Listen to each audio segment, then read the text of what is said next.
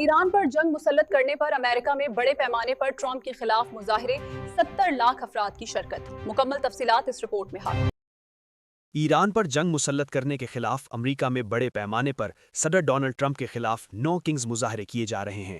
Media report کے مطابق امریکہ بھر میں ہفتے کے روز مظاہروں میں 70 لاکھ افراد نے شرکت کی، جس میں مظاہرین نے جنگ روکنے کے مطالبات کیے۔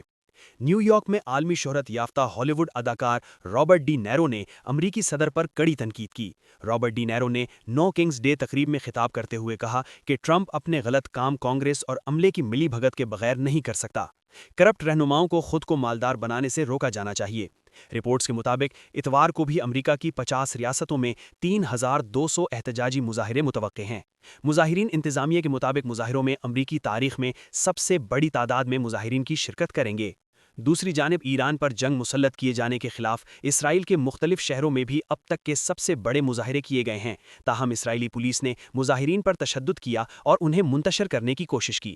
روسی میڈیا کے مطابق تل ابیب میں کیے گئے مظاہرے میں خواتین اور معمر افراد بھی شریک تھے، جنہوں نے اسرائیلی وزیر اعظم بنجامن نیتن یاہو کی جانب سے ایران پر مسلط کردہ جنگ کے خلاف نعرے لگائے۔ اس کے علاوہ دنیا بھر میں مظاہرین نے نو کنگز ریلیاں اور مظاہرے کیے۔ رپورٹس کے مطابق Italy, France, Spain, Germany, Netherlands اور آسٹریلیا میں بھی مظاہرین نے ٹرمپ انتظامیہ کے خلاف نعرے لگائے اور جنگ روکنے کا مطالبہ کیا۔